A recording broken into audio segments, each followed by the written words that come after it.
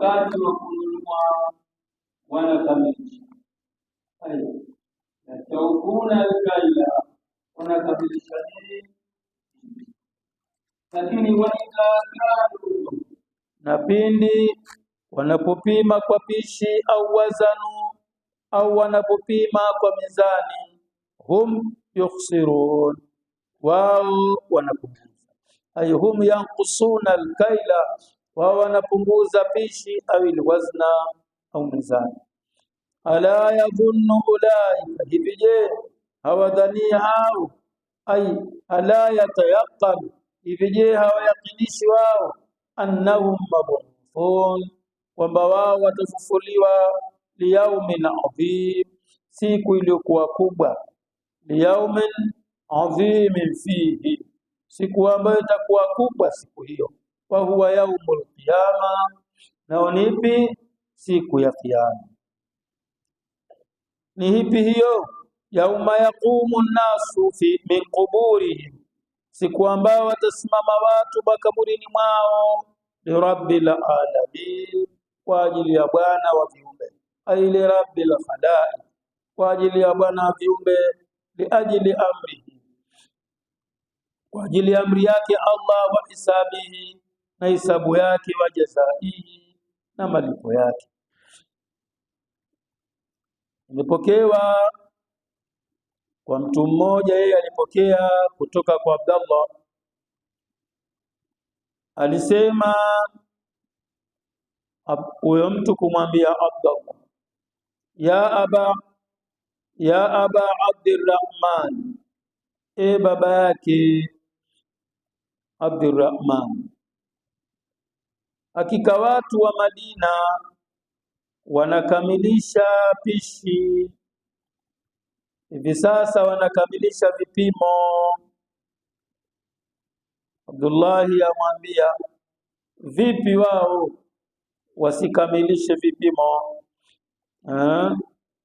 Qad qala Allahu ta'ala, na aliyakuwa amesema Mwenyezi Mungu mtukufu, wailul lilmutaffifin alladhina idha ktalu ala nasi yastawfun wa idha kalu aw wazanuhum yukhsirun. La yadhunnu ulaika annahum mab'uthun liyawmin 'adhim yawma yaqumu an-nasu li rabbil alamin.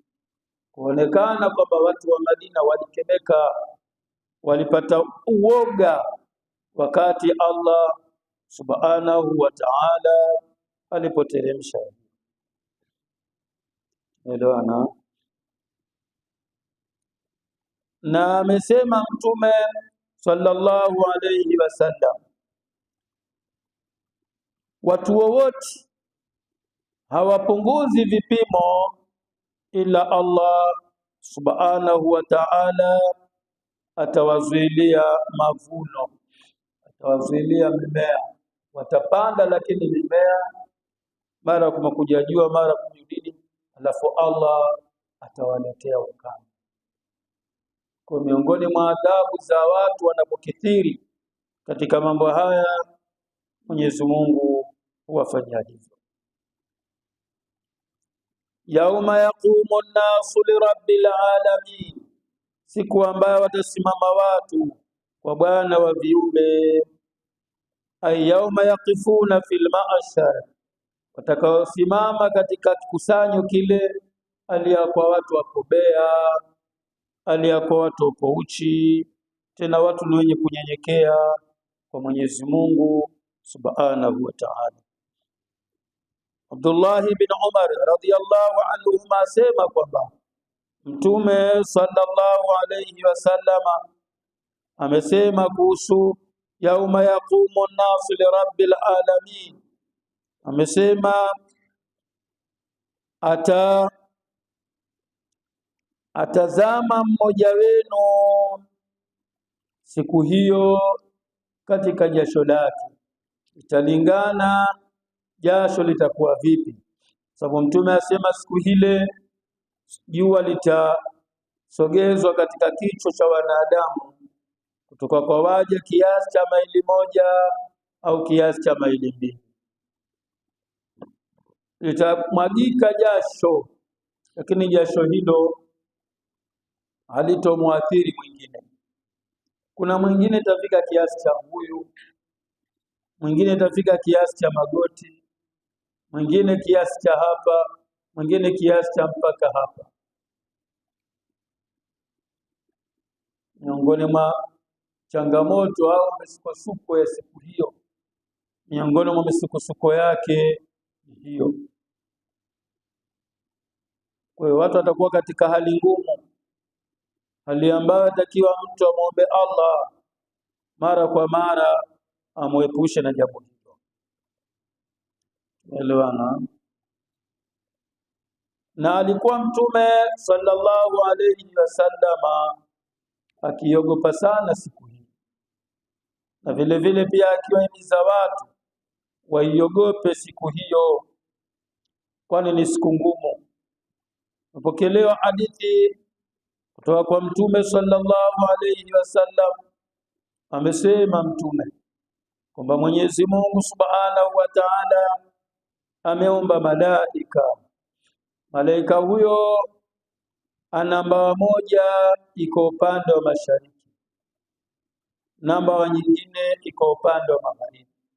Kamuumba malaika na mbawa mbili hizo, mbawa moja iko upande wa mashariki na mbawa nyingine iko upande wa magharibi. Na kichwa chake malaika huyu kiko chini ya arshi ya Mwenyezi Mungu Subhanahu wa Ta'ala, na miguu yake iko chini ya ardhi ya saba.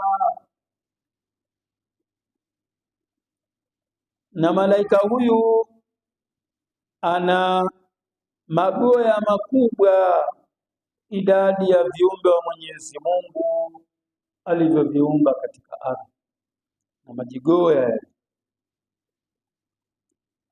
Kwa hiyo mtu anapomswalia Mtume sallallahu alayhi wasallam, awe mume awe mke, alafu akafuata maamrisho ya Mtume sallallahu alayhi wasallam, basi Mwenyezi Mungu Subhanahu wa Ta'ala anamwamrisha malaika yule ajivike katika bahari ya nur iliyo chini ya arshi. Malaika anajivika katika bahari hiyo yenye maji ya nuru. Baada ya kujivika anatoka, akitoka anajikumuta mbawa zake, kama vile tunaona kuku au bata akiingia kwenye maji, akitoka anajikumuta. Kwa ile malaika akitoka katika bahari hiyo, ile malaika anakumuta mbawa zake mbili zile. Katika kila ule ubawa mmoja hutoka matoni. Kila ubawa kuna matoni yatoka, idadi Allah anayojua.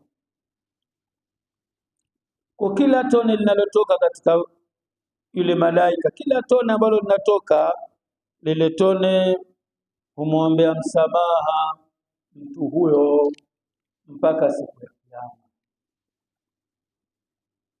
Kwa hakuna jambo kubwa kama mtu kufuata amri za Mtume. Kwanza kumtakia rehema Mtume sallallahu alaihi wasallam, mara kwa mara kusema Allahumma salli ala sayyidina Muhammad wa ala alihi wasallam, Allahumma salli ala sayyidina Muhammad. Mara kwa mara useme maneno hayo, sio kwamba lazima ndio maulidi tu. Mara kwa mara mwenyewe useme, alafu ufuate maamrisho ya nani? Ya Mtume. Malipo yake ni hayo, kwamba Allah Subhanahu wa Ta'ala atakupa daraja hiyo. Sasa miongoni mwa daraja hiyo, ina maana Allah Subhanahu wa Ta'ala katika siku hii ngumu atakusaidia. Mungu asema fi yawmin kana miqdaruhu 50,000 sana, siku ambayo kiasi chake, kisimamo chake ni miaka 50,000 katika miaka duniani. Siku moja usone kwamba labda masaa 24 jambo limeisha, au masaa 24 yenyewe ni miaka 50. Sasa niambie mwenzangu, na huku una balaa jua liko kwenye kichwa chako kiasi cha maili moja, na upo kama ulivyozaliwa vile vile kama ulivyozaliwa, naambie mwenzangu, wewe utakuwa vipi? Watakiwa siku hii uogope, na miongoni mwa kuogopa ni kukithirisha kufanya amali njema, na miongoni mwa miaka au mwezi ambayo watakiwa ukithirishe ni mwezi wa Ramadhani, kwa kutoa sadaka, kufanya amali njema, kusoma Qur'an, na vile vile baki ya amali nyinginezo kama swala na vinginevyo. Wamesema watu wenye hekima, mmoja wa watu wetu anasema kwamba salama ya mwili wa mwanadamu kusalimika ima na adhabu ya Allah popote au kusalimika katika siku ya Kiyama ni qillatu taam, kupunguza chakula.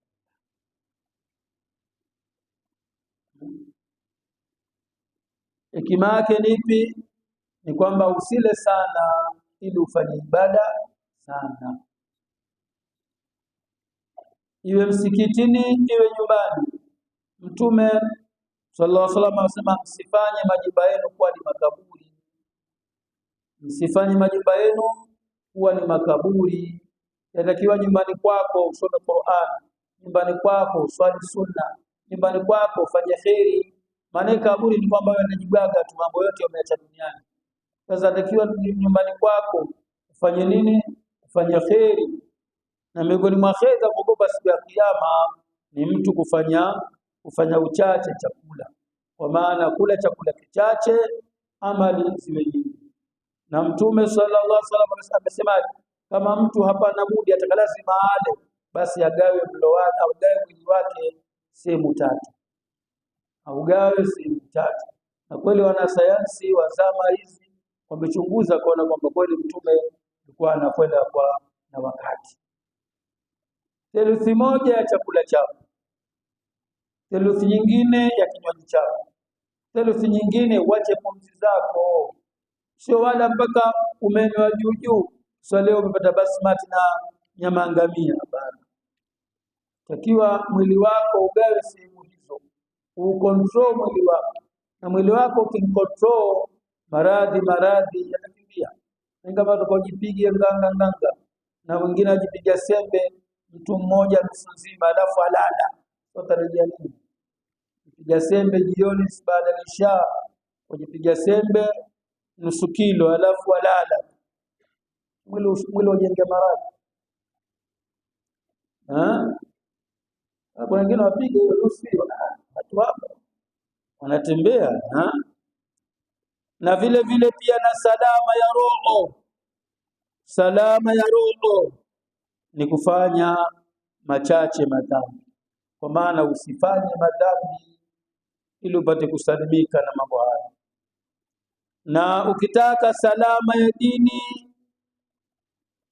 iwe ni kumtakia rehema bora wa viumbe na kumfuata amali zake Mtume sallallahu alaihi wasallam. Ituelewana sisi.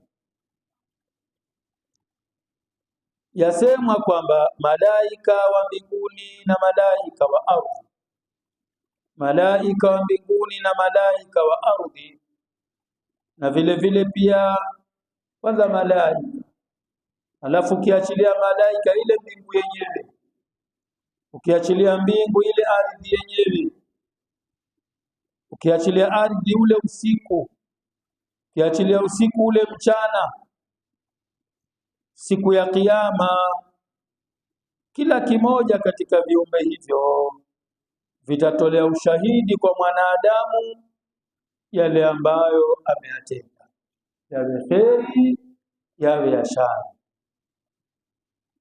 Kila kimoja kitatoa ushahidi, iwe kheri iwe shari, iwe taa iwe maasi, mpaka mtu viungo vyake, miguu, macho, vitu gani na nini, vitatoa ushahidi, vitatolewa ushahidi na ardhi. Viungo vyake vitatoa ushahidi na vile vile pia ardhi itatoa ushahidi. Na miongoni mwa ushahidi wa ardhi, itatoa ushahidi kwa mtu ambaye ni muumini, mtu ambaye ni mchaji. Itasema ardhi kwamba huyu bwana alipokuwa juu ya mgongo wangu, ardhi yatoa ushahidi kwamba huyu bwana au huyu mama alipokuwa juu ya mgongo wangu, kwa maana ardhi yatoa ushahidi, huyu aliswali, huyu alifunga, huyu alihiji, huyu alifanya jihadi, huyu alitoa sadaka, huyu alitoa zaka, amali zote atazitaja. Baada ya mja kusikia ushahidi kutoka kwa ardhi, atafurahi. Akifurahi aambiwa, basi wewe mahali pako pale, ndio mahali pako. Ama mtu kafiri, ardhi itatoa ushahidi kwa mtu ambaye ni kafiri aliasi. Ardhi itasema, mja huyu katika mgongo wangu alikuwa akinywa pombe, alikuwa akila vya haramu, alikuwa akifanya uzinzi, alikuwa akifanya baya hili. Ardhi yasema adhabu ni juu lake huyo Allah. Huyo hana njia ya kupelekwa peponi, huyu ni motoni. Kwa hiyo mtu muovu atahuzunika na ataambiwa, mahali pako wewe ni pale.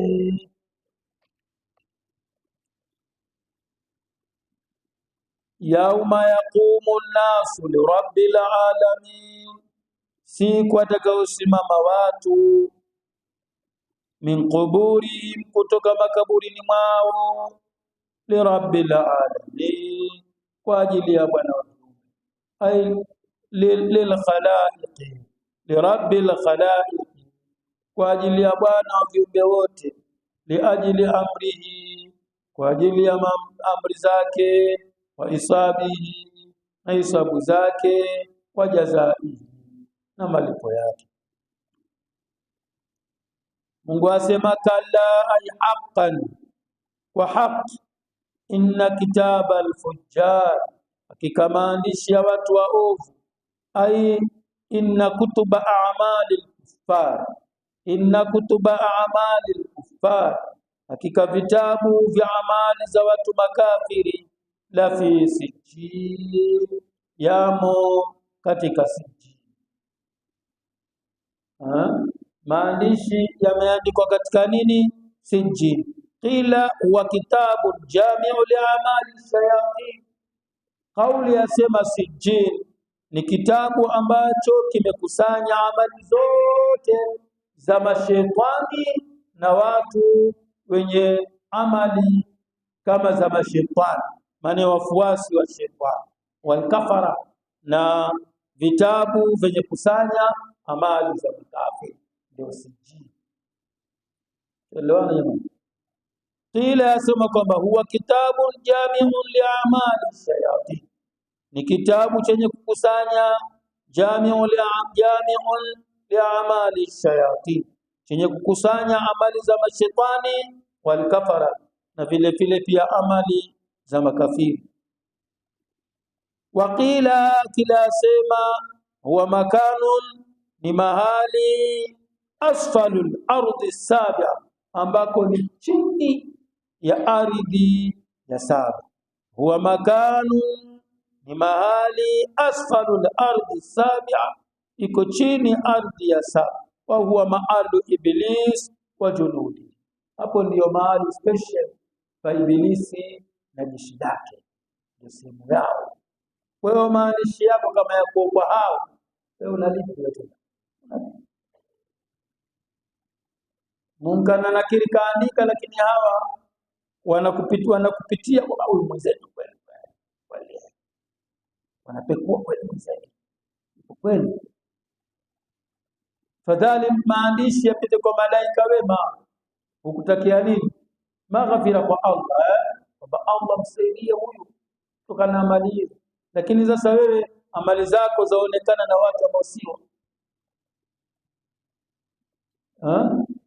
Kwa ni jambo la kuomba Allah subhanahu wa ta'ala mara kwa mara maghfira. Na kazi kubwa. Kwani washinda kutenga muda wako ukasema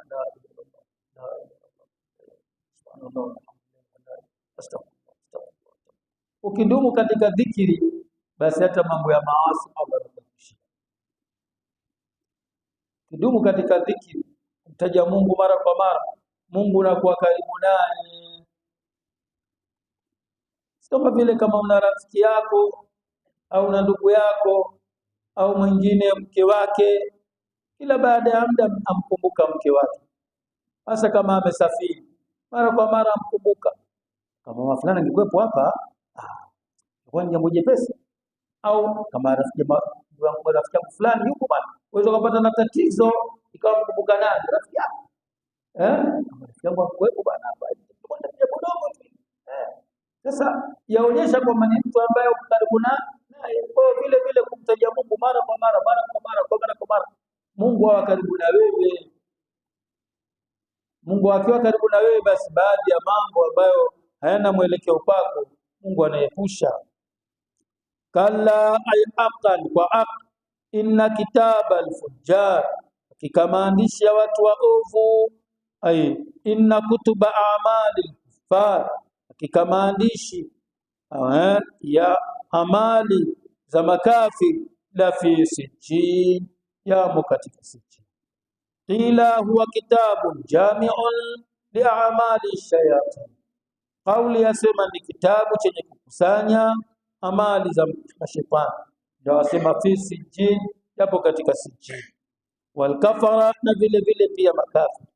Waqila huwa makanun asfalu al-ardi sabi, ni mahali chini ya mbingu ya saba. Wa huwa ma'alu iblis wa junudi, na'udhu billahi min dhalik.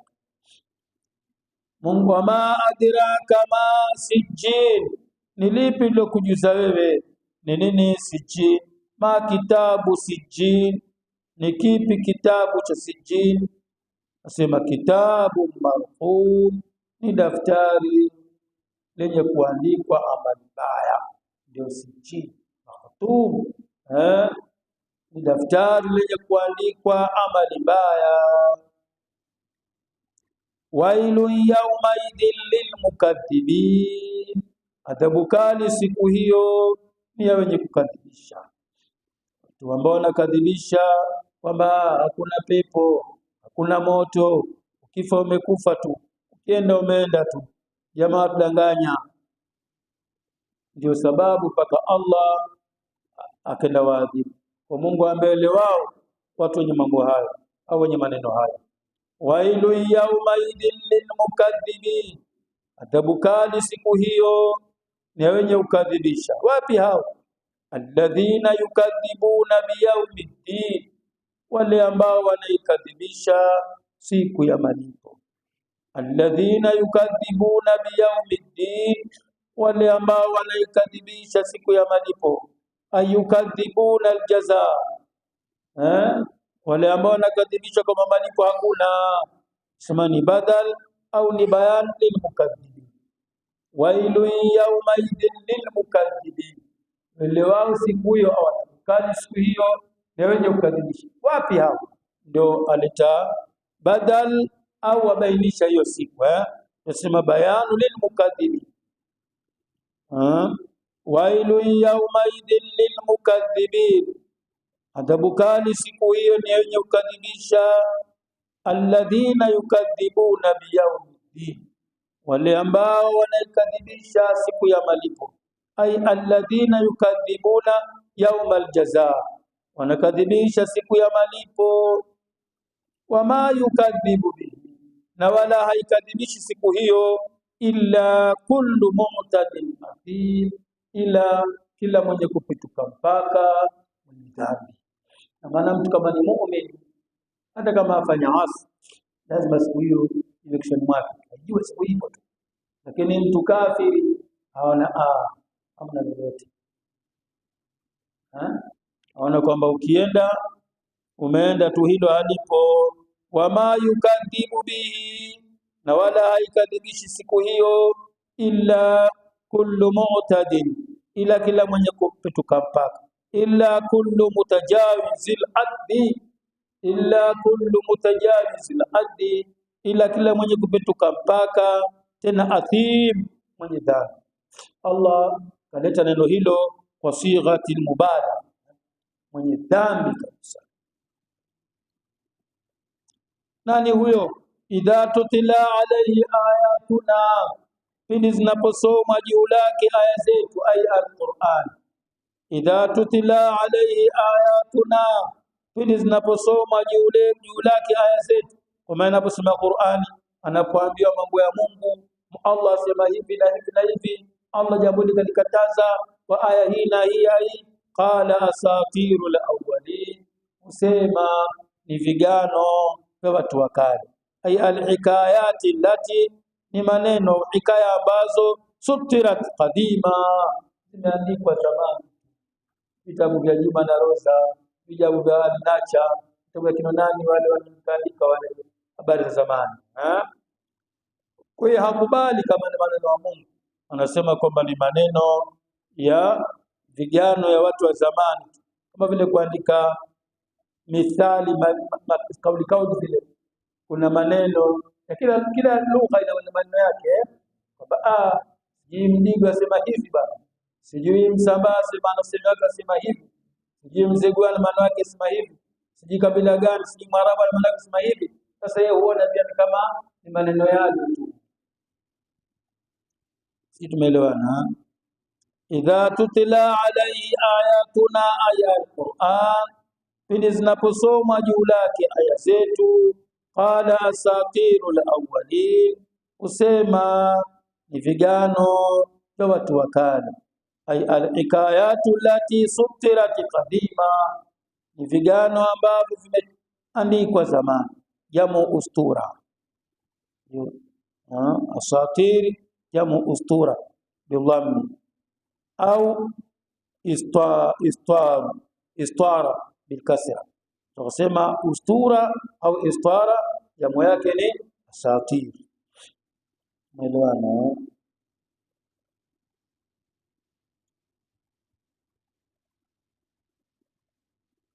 Yasemwa kwamba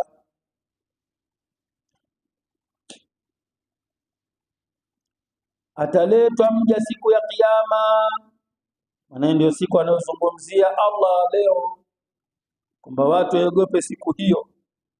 Asema ataletwa siku ya Kiyama mja, zitapimwa mezani zake. Baada ya kupimwa mezani zake, zitaonekana amali mbaya ndiyo zimezidi. Ataletwa mja huyu siku ya Kiyama, pima amali zake, mizani yake inaonekana amali mbaya ni nyingi. Ataamrishwa mtu huyu kama ilivyo kawaida apelekwe motoni. Maana kama mizani zake zikizidi mema, angeamweni wapi? Peponi. Kitakachomuokoa ni nywele zake, nywele za macho yake, nywele ambazo ziko kwenye macho haya. Nywele zilizopo katika macho yake zitasema, ya Rab, Mungu, mtume wako Muhammad sallallahu alayhi wasallam amesema, mwenye kulia kwa kumuogopa Mwenyezi Mungu Subhanahu wa Ta'ala, basi Mwenyezi Mungu macho hayo hatoyachoma kwenye moto. Macho hayo kwa vile mara kwa mara analia, ikiaza Allah analia, basi macho hayo Mungu hatoyachoma kwenye moto. nywele zasema na mimi nipo kwenye jicho lako, na mimi nilia kwa kuogopa wewe Allah, na kama nimelia mimi mja wangu Bwana lia kwa ajili yako, maana mimi singepata uamuzi wa kulia ila ni Allah kukutaja wewe, mja wangu kukutaja wewe, akaona kweli wewe ndio chochote, hakuna kingine zaidi yako wewe, mpaka akafikia wakati wa kulia. Kwa na mimi natoa Mungu Allah nilia mimi, nimefuata maneno ya mtume wako sallallahu alayhi wasallam.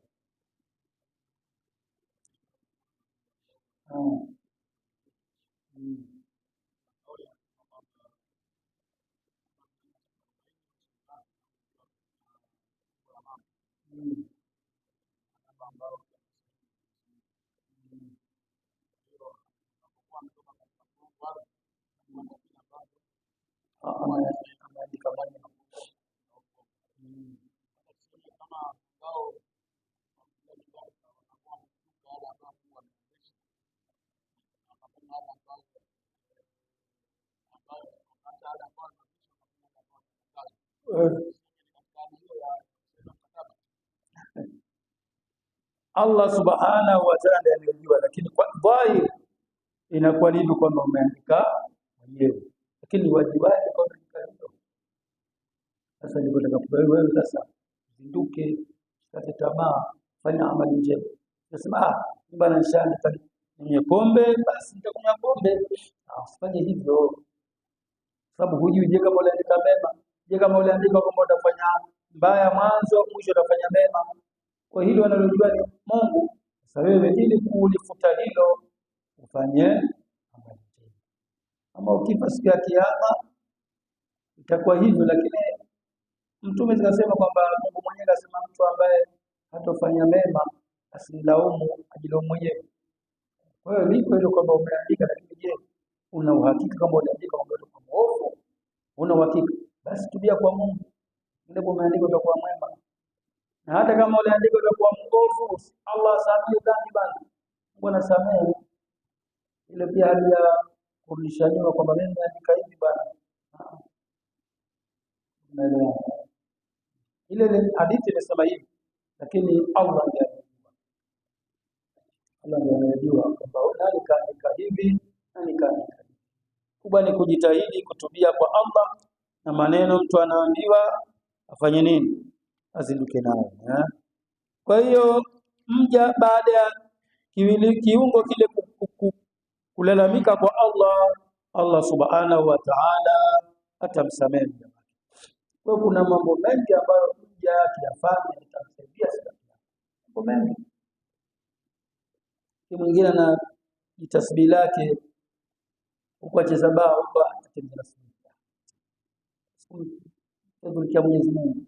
Inatakiwa vile ukivuta uradi uko hadhir kwa Allah. Kwa Allah. Na hata vile ukitia udhu, waambiwa udhu huko lakini makruh. Sababu pale watafanya matayarisho kwenda kuzungumza na Allah. Unatakiwa uwe hadhir, unafanya bwana Mungu uwe hadhir kama ni uradi wako. Na uradi pia miongoni mwa mambo ambayo tamzindua yatamsupport mtu. Mtume akasema kwa maneno mawili nimepesi kuyatamka katika ulimi, lakini na uzito katika zana. Subhanallah bihamdi, subhanallah bihamdi. Wewe kweli wasishindwa kutenga nusu saa baada ya kuswali kumtaja Mungu, au kabla ya swali kumtaja Mungu, kwa sababu ukiwa umewahi msikitini kumtaja Mungu, Allah kuandikia malipo yako kama uko kwenye ibada. Muda wa kuja swala wanatoka kwenye swala. Wewe ukimtaja Mungu wakati ule uko ni baba wakati na Mungu. Kwa kubwa ni kwamba tutakiwa mara kwa mara tumtaje Mungu. Na mtu yote ambaye amtaja Mungu mara kwa mara, Mungu lazima atamuongoza. Haiwezekani, sababu kule kumtaja Mungu kunalainisha moyo wako. Mara kwa mara Mungu anakuwa kwenye moyo wako. Umeelewana? Kalla kwa aqi inna kitaba al-fujjari la fi sijjin, hakika maandishi ya watu waovu yatakuwa katika sijjin. Wama adraka ma sijjin, ni lipi lilokujuza wewe ni nini sijjin? kitabu marqum, ni daftari yenye kuandikwa amali mbaya. Wailu yawmaidhin lilmukaththibin, adhabu kali siku hiyo ni ya wenye kukadhibisha. Wailu yawmaidhin lilmukaththibin, adhabu kali siku hiyo ni wenye kukadhibisha. Alladhina yukadhibuna biyawmiddin, wale ambao wanakadhibisha siku ya malipo. Alladhina yukadhibuna biyawmiddin, wale ambao wanakadhibisha siku ya malipo. Ayukadhibuna yawmal jazai, wanakadhibisha siku ya malipo. Sema ni badal au bayani lilmukaththibin. Alladhina wailul lilmukaththibin, wale ambao wanakadhibisha. Wapi hao? Alladhina yukadhibuna biyawmi, wale ambao wanaikadhibisha siku ya malipo. Wama yukadhibu bihi, na wala haikadhibishi siku hiyo illa kullu mu'tadin athim, ila kila mwenye kupituka mpaka mwenye dhambi. Illa kullu mutajawiz, ila kila mwenye kupituka mpaka athim, mwingi wa dhambi. Idha tutila alayhi ayatuna, na pindi zinaposoma juu lake aya zetu. Qala asatirul awwalin, husema ni vigano vya watu wa kale. Asema Sheikh kwamba Mwenyezi Mungu Subhanahu wa Ta'ala ameumba viumbe hali tatu au namna tatu, au ameumba viumbe kwa hali tatu. Kwanza ameumba malaika, alafu akawapa akili, lakini hakuwapa matamanio. Malaika hawana matamanio. Ndio kuna malaika aliyeumbwa kwenye kusujudi hana mawazo ya matamanio mengine ya kistarehe. Matamanio kwa maana sio kwamba lazima matamanio mwanamke, matamanio ya kutamani kitu kisichokuwa kile ambacho ameambiwa na Allah. Wewe kazi yako ni kufanya jambo hili, basi ni lile hata linginelo bila laziwa. Hana matamanio kufanya jambo linginelo. Hivi ndivyo alivyoumbwa malaika. Halafu ameumbwa wanyama. Mwenyezi Mungu wanyama kawapa matamanio, lakini hakuwapa akili. Ndio maana yake mnyama yeye haangalii kwamba hapa pamekuwa pamezungushwa waya hapa, ina maana kitakuwa kuna mazao ya watu. Yeye amenyana hivi yuko tayari ajichukue, lakini ingie kwa ile akili ya kufikia. Ana matamanio kutamani kitu tu, kwamba hichi akipata. Wala wengine wa mbuzi mambo wamechunika kwenye migongo kwa sababu mwenye mashamba wamemeka uzio. Alafu wakaomba mwana Adam Allah Subhanahu wa Ta'ala amempa vyote hivi, kampa akili na matamanio. Malaika na wanyama kila mmoja kapewa data. Yule kapewa akili, hakupa matamanio. Yule kama matamanio hakupa nini? Akili. Lakini hawa wanadamu Allah amewapa akili na vile vile pia amewapa matamanio. Yote haya.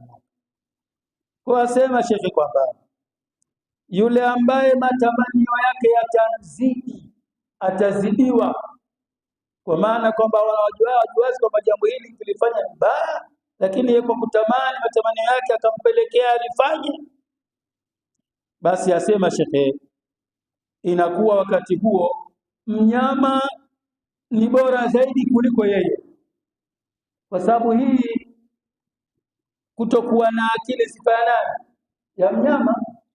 Sasa kama wewe matamanio ndio yanayokuzunguka katika akili yako imezidiwa na matamanio, basi kwa wakati ule mnyama ni bora kuliko wewe. Umeelewana? Na ama yule ambaye akili yake bado jambo alifikiria kwa haraka, jambo la matamanio alifikiria kwa haraka, siji kuna ule akamwambia kufikiria kwa haraka, akili yake imeyazidi matamanio, basi mwanadamu huyu anakuwa ni bora kushinda malaika na kushinda viumbe vingine vyote. Umeelewana? Kwa hiyo na maana mwanadamu asilimia kubwa atakiwa atumie nini? Akili yake ili uonekane ubora wake. Hata Sheikh wa taalimu kasikasema kule kwamba mwanadamu kitu ambacho kimezidi viumbe vingine ni ilmu, kwa maana ile akili yake kujua kitu ndio ilipelekea akawa bora kuliko vitu vingine. Maana kama ni nguvu, wewe huna nguvu kushinda simba au tembo. Kama ni ushujaa ushindi chui. Kwa hiyo umemshinda chui kwa ile akili yako tu, kujua ilmu, kwa elimu yako iko vizuri, imejaa ilmu akili, basi ndio umemshinda nani? Umemshinda kiumbe kingine. Anas ibn Malik radhiyallahu anhu, na vile vile pia kapokea Abi Sa'id al-Khudri radhiyallahu anhu asema kwamba wakati mauti yalipomfika huyo Abi Sa'id al-Khudri, alipofikiwa na mauti, alimwambia mke wake na wanawe wampe nguo yake mpya katika nguo zake, ampe nguo yake mpya katika nguo zake avae. Mauti amemfikia, akapewa akavaa. Bwana wakamuuliza, baba wewe katika hali hiyo, haya mbona sasa unataka nguo mpya? Asema nilimsikia Mtume sallallahu alayhi wasallam asema almayitu yub'athu fi thiyabihi allati yamutu fiha, maiti atafufuliwa akiwa amevaa nguo zake ambazo kafia nazo. Kwa nini na mimi ndo bora pengo yangu kufufuliwa na nguo mpya? Unaelewana? Baadhi ya watu wafasiri wasema makusudio ya hapa yakusudia kwamba mtu atafufuliwa na amali zake alizofanya. Ulikufa mtu mwema, utafufuliwa uko vizuri. Ulikufa mtu vibaya, utakufa kwa hali mbaya. Kwa maana yake elewana.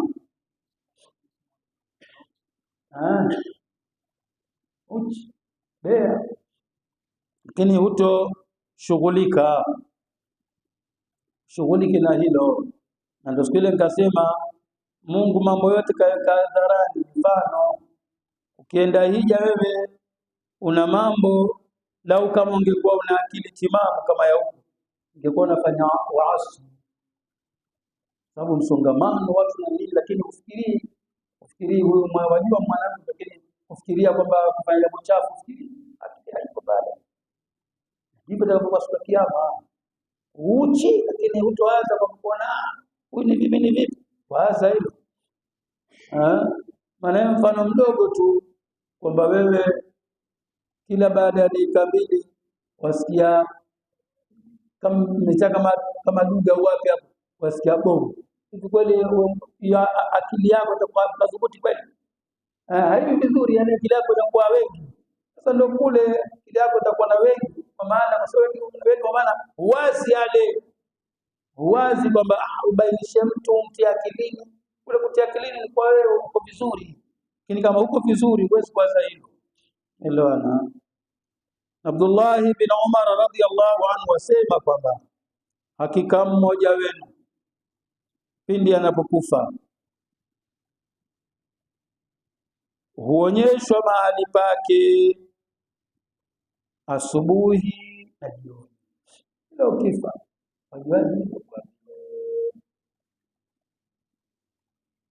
kama akiwa ni katika watu wa peponi, basi huonyeshwa kwamba yeye ni katika watu wa peponi.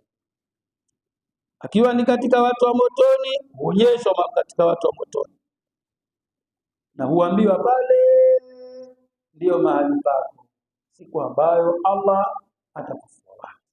Kwa ina maana kuonyesha kwamba hivi changamoto hizi za akhera kwa muumini na sio kwa muumini, huanza kuziona mapema, huanza kuziona wakati wa kufa kwake, kuziona. Na mwingine hufa alakuwa na tabasamu furahi kabisa, mwingine hufa wala udhani, mwingine hufa akuita tu fulani au fulani, inshallah basi keni salama. Haleluya. Kwa kuonyesha kwamba kufa mtu amali mbaya anaanza kuonekana kwenye kufa kwake. Sasa kama mtu kafa yeye kafungiwa mlango ajipiga viambazo ndani, wewe tarajia kwamba huyo mtu mwema kweli? Kafungiwa mlango lazima ashikwe, piga na viambazo, watu wafunga mlango wamchuralishana. Katulia sasa wewe. Kweli mtu mwema kweli? Sasa kubwa ni kumwomba Mungu akiepushe na hayo. Lakini hali kwanza kufa kwa nabii ni hali mbaya sana. Na ndio kuona hao maswahaba au mitume mara kwa mara wanagugujikwa na machozi kuanza kwamba mimi haya nitapojea umati wangu utakuwaje? Je, watu wangu watakuwa vipi? Umeelewana? Anasema Aisha radhiallahu anha, asema nilisema, ewe mtume wa Mwenyezi Mungu, huu umati wako utapewa misukosuko, utapewa mitihani, utaonjwa kwa mambo haya na haya katika kaburi yake. Mimi nitakuwaje mkeo ya Rasulullah? Je, mimi mkeo mtume nitakuwaje? Na mimi ni mwanamke mnyonge tu, sina nguvu zozote. Ya Rasulullah, nitakuwaje? Mtume akaona mke wangu ashaanza kuoga. Kaona amliwaze, amwambia yuthabitu Allahu alladhina amanu bilqawli thabit fil ayati dunya fil akhirah. Kama wewe mwema Allah atakupa kauli thabit, wewe usina wasiwasi. Kwa maana wewe kama mwema haya hayatakupata changamoto hizi, hayatakupata wewe. Umeelewana? Sasa mama Aisha daraja alokuwa nayo ujifananize na wewe. Sasa kujiuliza kwako ni kufanya amali njema, hudumu, fanye itikafu, fanye swala, fanye sunna, swala na somo na dini na kheri kwa ajili ya Allah. Bila hivyo mtihani. Abdullah ibn Mas'ud naye amesema Mtume wa Mwenyezi Mungu sallallahu alayhi wasallam kwamba watu waliokufa maiti wale wataadhibiwa katika makaburi yao. Waliokufa wote wataadhibiwa katika makaburi yao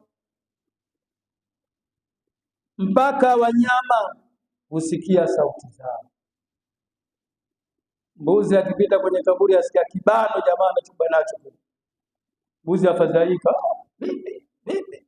Maana asikia mtu aita mama njoo. Mbuzi aanza kubabaika. Vipi? Waambiwa hakuna mama leo, hakuna hilo. Leo ni kibano. Kuna mazabani, kuna jamaa kwa adhabu si mchezo. Kwa sema kalla wa aqi inna kitaba al-fujjari la fi sijjin, hakika maandishi ya watu waovu yamo katika sijjin. Qila huwa kitabun jami'un li'amali shayatin, kauli yasema sijjin ni kitabu chenye kukusanya amali za watu za mashaitani, kwa maana washetani wenyewe na pia watu tabia za mashaitani, wal kafara na makafiri. Waqila huwa makanun asfalu al-ardi sab'a, ni mahali chini ya ardhi ya saba. Wa huwa maalu iblis wa junud, napo ni mahali pa ibilisi na askari wake. Wama adraka ma sijjin, ni lipi nilokujuza wewe nini sijjin? Ma kitabu sijjin, kitabu marhum, daftari lenye kuandikwa, amali mbaya, makhtumun. Wailu yawmaidhin lilmukaththibin, adhabu kali siku hiyo ni wenye kukadhibisha. Wapi hao?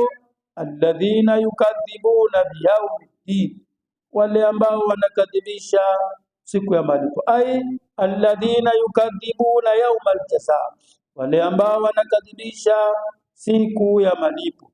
Sema alladhina yukadhibuna biyawmiddin, sema ni badal au bayani lilmukaththibin, au kuba wanabainisha wale ambao wanakadhibisha. Wailu yawmaidhin lilmukaththibin, wale wao wenye kukadhibisha. Kadhibisha nini?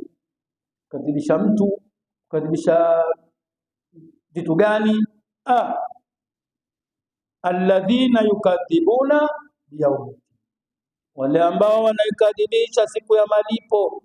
Wama yukadhibu bihi, na wala haikadhibishi siku hiyo illa kullu mu'tadin athim, ila kila mwenye kupituka mpaka, mwenye dhambi. Wama yukadhibu bihi illa mutajawiz al-adl, ila mwenye kupituka mpaka, athim, mwingi wa dhambi. Idha tutila alayhi ayatuna, pindi zinaposomwa juu yake aya zetu al-Qur'an. Qala asatirul awwalin, usema ni vigano vya watu wa kale. Al-hikayat sutirati qadima, zilizoandikwa zamani. Sema jamu ustura bidhamm wa thumma, au jamu istara wa kasra. Kalla, hapana sivyo hivyo. Rad'un wa zajar liqawlihi ta'ala, makemeo kwa hayo maneno yao. Sema kalla, hapana sivyo hivyo. Melewana? Kalla bal rana ala qulubihim, hapana sivyo hivyo, bali yamefinika juu ya nyoyo zao. Bal rana ay ghalaba ala qulubihim, yamezidi nyoyo zao. Faghashiyaha ma kanu yaksubun, yakafinika kwenye nyoyo zao yale walikuwa kufanya nini, wakiachuma. Akili zao zote za ulevi, akili zao zote za mambo haya machafu, kwa nyoyo zao zimefanyaje? Zimefinika. Asema shekhi kwamba muumini anapofanya dhambi, kama mtu ni muumini akifanya dhambi kidogo tu, basi kwenye moyo wake kuna na kitone cheusi. Kama akitubia na akiangalia jambo akiliacha kabisa, Mungu anamsamehe, kile kitone chafanyaje? Chafutika. Mwanadamu wewe, kama Mtume asema kullu bani adama khata'un, kila wanadamu wote ni makosa. Mwanadamu, kuna jambo la wanadamu lilopelea, ukirejea kwa Mungu kile kitone cheusi chafanyaje? Chaondoka. Lakini kama anazidisha kila siku, anazidisha, basi kile kidude kinazidi kwa mpaka jitone jeusi. Hiyo ndio ran, jitone jeusi katika moyo, ran. Kwa hiyo likizidi kabisa, ndio hata mtu mwambie jambo lenda akwambia achana na mimi, fanya wewe kaingia peponi. Kama unataka pepo ingia, lakini mimi achana na mimi. Lazima, kwa sababu tayari ran chafanyaje? Ishatawala katika nyoyo zake. Kwa hii ni siku ngumu sana. Mtume alikuwa mara nyingi akiza maswahaba zake waombe msamaha kwa Mungu, na mwenyewe pia alikuwa anaomba istighfar kwa Allah kupitia siku hii, sababu hii ndio siku haina utetezi tena. Kupokea na Anas bin Malik radhiyallahu anhu, asema wakati mmoja Mtume sallallahu alayhi wasallam alikuwa amekaa pamoja na maswahaba zake, na yeye Anas bin Malik akiwepo. Asema ghafla tukamwona Mtume anacheka, atabasamu, sahaba wanamwangalia, hata meno yake ya mbele yakadhihiri. Sayyidina Umar bin Khattab radhiyallahu anhu akamwambia Mtume, ya Rasulullah, mbona unakuwa umetabasamu vipi ya Rasulullah? Asema ndiyo, nimetabasamu, lakini nimeona watu wawili katika umati wangu wamekita magoti mbele ya Allah. Wamekita magoti wote wawili mbele ya Allah, ni watu katika umati wangu mimi. Mmoja wao mwambia Mungu, chukua haki yangu kwa huyu bwana, kitu chonidhulumu kichukue nipe mwenyewe. Mwenyezi Mungu Subhanahu wa Ta'ala amwambia yule anayetaka kitu kwa Mwenyezi Mungu, amwambia vipi itakuwa kwa mwenzako na hali ya kwa mwenzako mema hana tena, hana mema mwenzako, umhurumie kwani wewe? Kaifa tasnau bi akhika walam yabqa min asanatihi shay'un, utafanyaje kwa mwenzako na hakuna kilichobakia katika mema chochote? Yule mtu atamwambia Allah, ya Rab, chukua madhambi yangu mbalike nayo, chukua madhambi yangu msamehe. Amna ya Rabbi, chukua madhambi yangu mbalike nayo. Asema Anas bin Malik, akatoka machozi wakati ule macho ya Mtume sallallahu alaihi wasallam kulia, kisha akasema inna dhalika yawmun adhim. Haya ndio itakuwa siku kubwa, inna dhalika yawmun adhim, hakika haya ndio ya siku ya mwisho.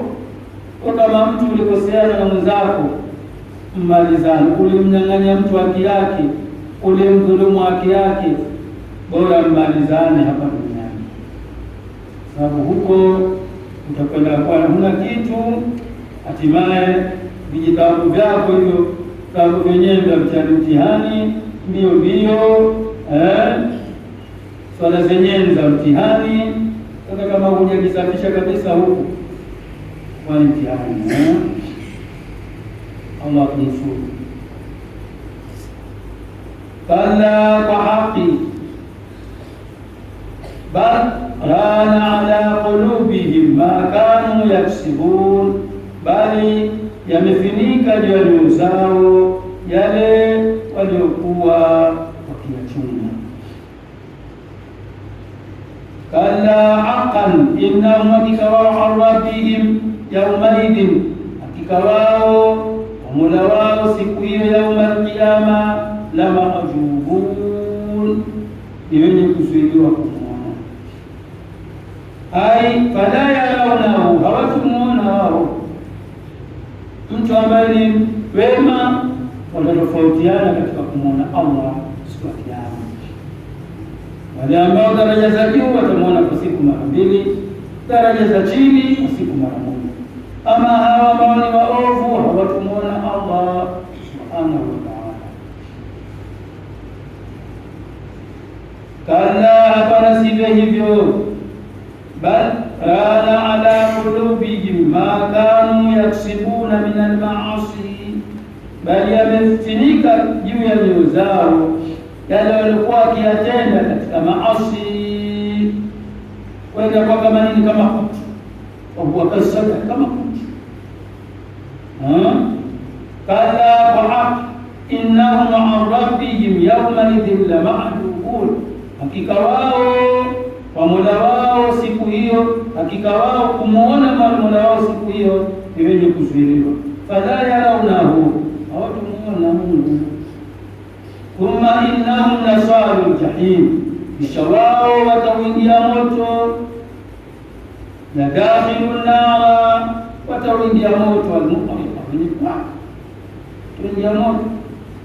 Thumma yuqalu lahum, kisha wataambiwa wao, hadha ayala adab, adabu hii, hadha alladhi, hili ndilo ambalo kuntum bihi tukadhibun, mlikuwa mkinikadhibisha. Sasa hakuna kuadhibiwa huko, ndio muone leo hii milana. Kalla kwa haki, innahum hakikawa, kalla kwa haki, bal rana ala qulubihim ma kanu yaksibuna min al-ma'asi, bali zimefinika mioyo zao yale waliokuwa wakiyatenda katika maasi. Kalla kwa haki, innahum an rabbihim yawmaidin ay yawma alqiyama, hakika wao kumwona Mola wao siku ya Kiyama la mahjubun, ni wenye kuzuiliwa. Fala yarawnahu, hawatumuona. Thumma innahum lasalul jahim, kisha hakika wao watauingia moto. Thumma innahum lasalul jahim, kisha hakika wao watauingia moto. Yadakhiluna nar, watauingia moto. Thumma yuqalu lahum, kisha wataambiwa wao, hadha al-adhab, hadha alladhi, hili au hiya adhab, hili ndilo ambalo kuntum bihi tukadhibun, mlikuwa mkilikadhibisha. Wabillahi tawfiq. Assalamu alaykum wa rahmatullahi wa barakatuh. Bismillahir rahmanir rahim.